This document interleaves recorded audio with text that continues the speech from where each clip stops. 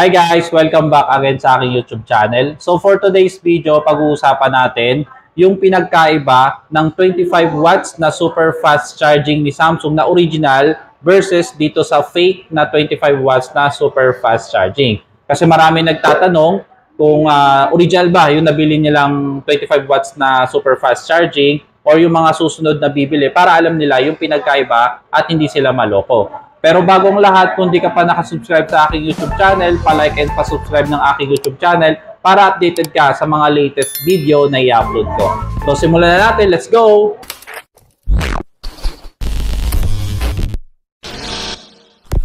So guys, unahin po muna natin sa mismong box ng 25 watts na super fast charging. So ito po yung original na box ng 25 watts na adapter. Ito yung fake na 25 watts na adapter. So mapapansin nyo, yung original po na 25 watts na super fast charging is detailed yung pagkakaprint ng mismong charger. So makita mo yung kulay, yung super fast mababasa mo talaga siya, then meron talaga siyang design ng kung ano yung tsura ng mismong adapter. Alike po dito sa fake is all black. Pinrint lang mismo yung mismong adapter. Tsaka tignan nyo po yung pagkakaprint ng 25 watts PD adapter na ganyan lang yung design. Unlike sa original, yan lang po yung nakalagay. 25 watts na power adapter. Tsaka yung Samsung mismo, ito, yung pagkakaprint ng Samsung. Kumpara dito sa fake. So, makikita mo na agad yung diferensya. Sa gilid naman po, ayan din yung gilid. So malaki po yung pinagkaiba ng gilid. Ayan. So, mapapansin mo rin yung mismong original is meron pong nakalagay na ganito. So, ibig sabihin yan, ano siya, kumbaga eco-friendly na adapter siya. So, mas less yung energy efficiency. Sa fake, wala po siyang ganyan na nakaprint. Ayan. Sa likod naman, ayan, detailed yung pagkakalagay ng super fast charging, lahat info, ayan, kompleto. Ayan yung mismong original po natin. Tapos, meron siya mismo nakalagay dito na IMEI and then itong made in Vietnam.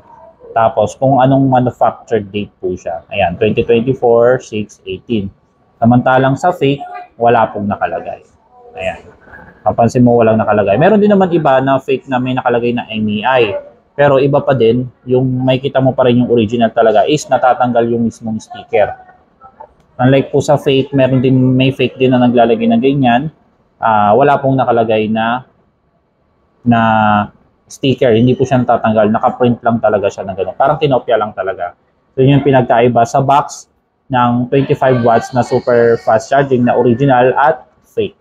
Ngayon, bubuksan na natin yung original at saka yung fake na 25 watts. So, ito po yung original. Unahin natin.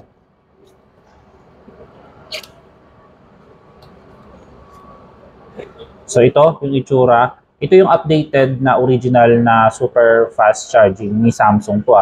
So, lahat ng mabibilhan nyo na original, ganito na po yung itsura. Mas maliit, naka-square type or square design lang siya. Ito naman yung fake.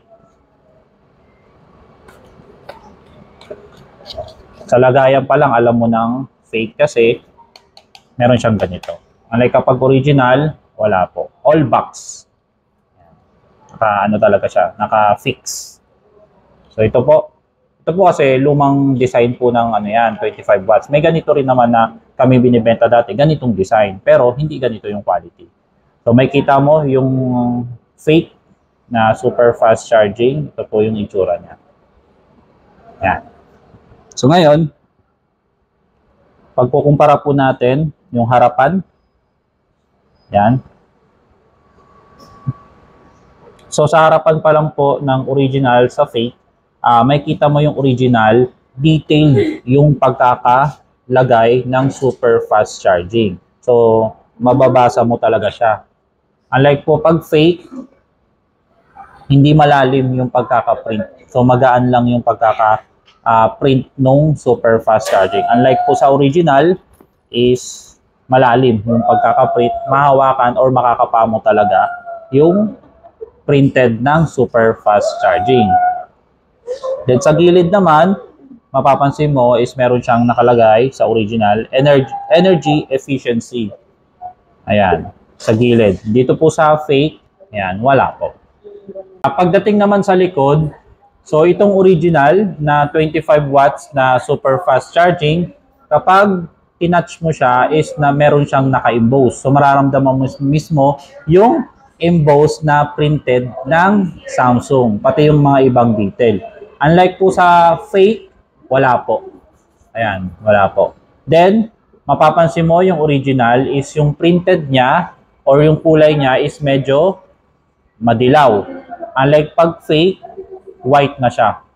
White at hindi na masyadong kita. So, mas faded na yung itsura po ng fake na 25 watts super fast charging. So, dito sa ano naman, sa mismong saksakan niya, ayan, ito yung itsura niya. Ayan. Then, yung ilalim.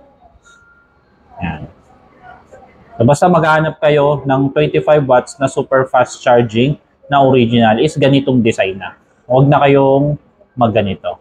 Pero pag may ganito pa, mapapansin mo naman yung likod agad, hindi ganito yung likod. Dapat medyo manilaw at mararamdaman mo mismo na naka-emboss yung printed mismo. Ayan. So yan ang pinagkaiba ng original na 25 watts na super fast charging ni Samsung versus dito sa fake na super fast charging ni Samsung. Nalaman nyo na yung pinagkaiba ng original na 25 watts na super fast charging ni Samsung versus dito sa fake na super fast charging ni Samsung. So ang original po na SRP na price ni adapter ni Samsung is only 1,190 lang. So, sa mga maghahanap ng adapter, yan po yung mga pinaka-official price po ni Samsung na original. Hindi ko lang alam sa price ng fake. So, yun po. Kung di ka pa nakasubscribe sa aking YouTube channel, pa-like and pa-subscribe ng aking YouTube channel para updated ka sa mga latest video na i-upload ko. So, maraming salamat sa panonood. Bye-bye!